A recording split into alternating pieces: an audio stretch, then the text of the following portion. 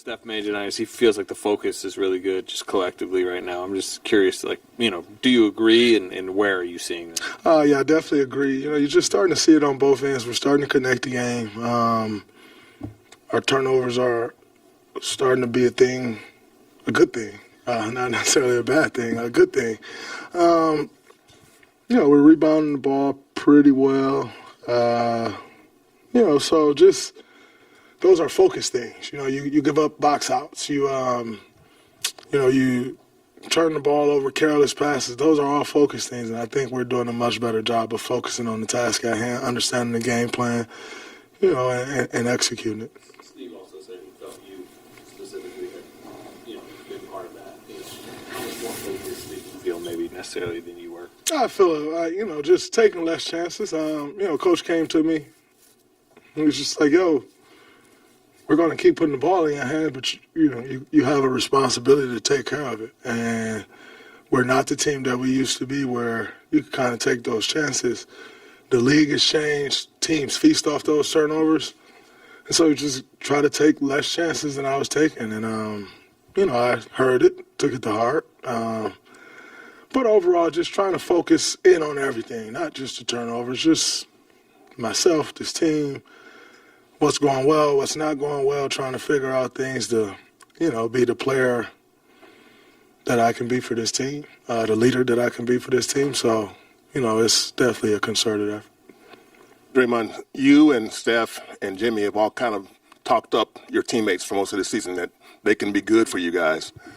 When you get a night like tonight where Melt comes through and Al comes through, what does that mean to have those two guys step up, and maybe any of those guys on a random night? Well, those two guys in particular have been out, and those are two guys that connects our lineups. And, so with Al missing the amount of games that he's missed, but then also being on the restrictions that he was on, Melt, he played 25 minutes tonight.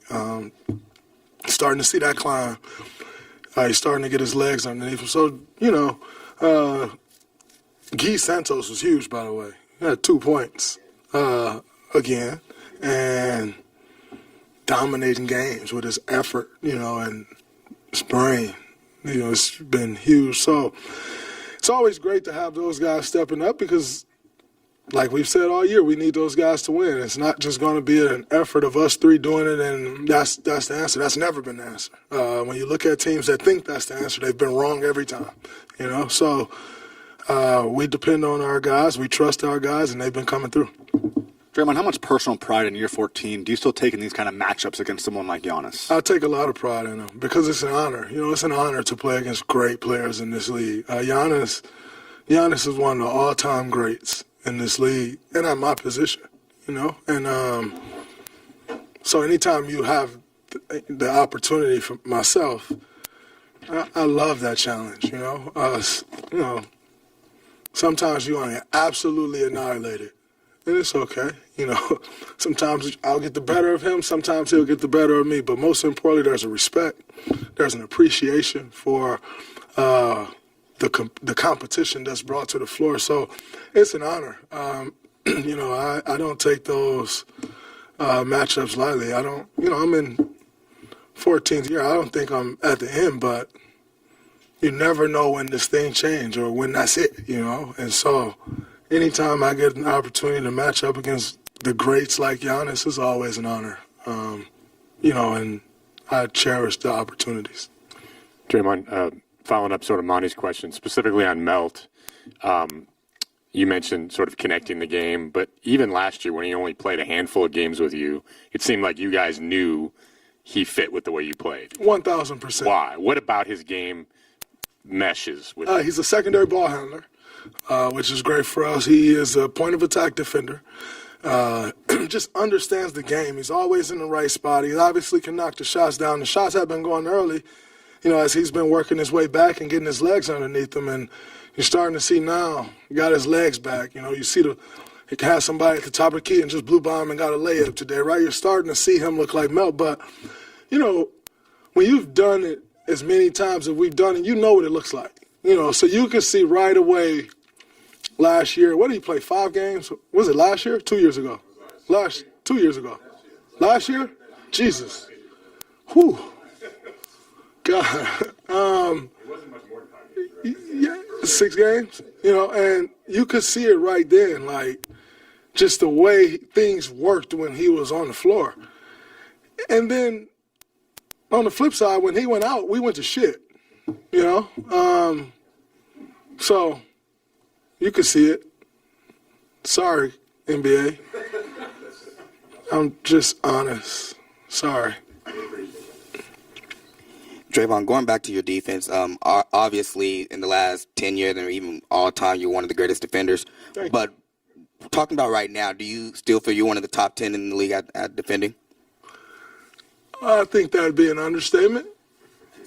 Top 10 seems a little low, but top 10 gets me on an all-defensive team, so I'll take that. But yeah, I think I can still compete at the highest of levels, I believe. I think my knowledge and understanding of the game helps me out quite a bit. I can kind of be a step ahead of guys most of the time. So yeah, top 5.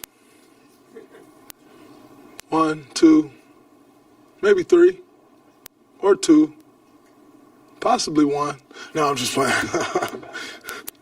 Draymond, Steve was saying before the game his mom was really upset with him after getting tossed the other night. What moment in your basketball career has your mom been the most upset with you at?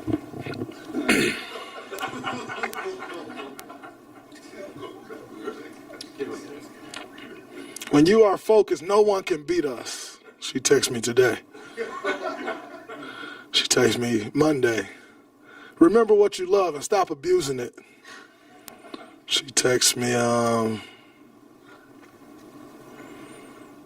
me Saturday. Have a great game. Stay focused. Love you. And then as I got ejected, she texted me, what happened? And I text back, no response. So it's still a common thing.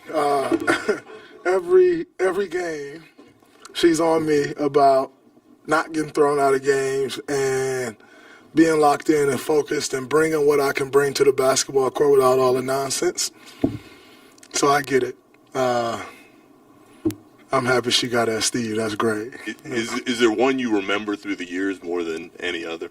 No, because my mom's pretty intense. You ever seen her on internet? She can be a lot. So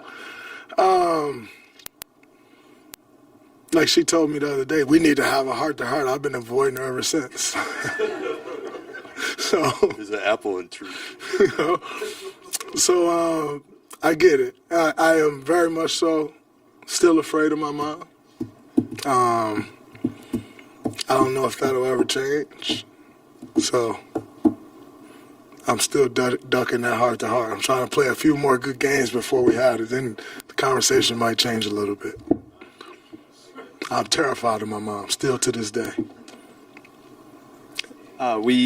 Based on that last conversation about top 10 defensive player, we've talked a little bit in the past about how much more goes into defense than statistics. But what defensive statistics do you like? If I'm honest with you, I don't really know many of them. I know I don't get off into them. I kind of judge off the eye test. Because numbers, we got a lot of numbers in this league. Some of them can be a bit deceiving. Some of the worst defenders in history has led the league in steals. It's just the nature of the game that we play, So I don't know many of the defensive statistics because I don't really get off into them. I know who's a good defender. I know who's a bad defender. I know how to exploit a defender. I know we should probably get that guy out of this action, but I don't really the stats just don't always tell the story, so I don't get caught up in them. I kind of watch, and you can have a guy who's off the charts in the stats, and Steph we're gonna put this dude in every action, right?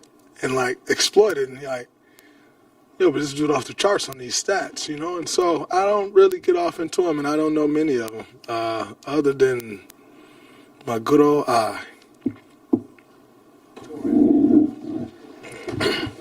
No problem.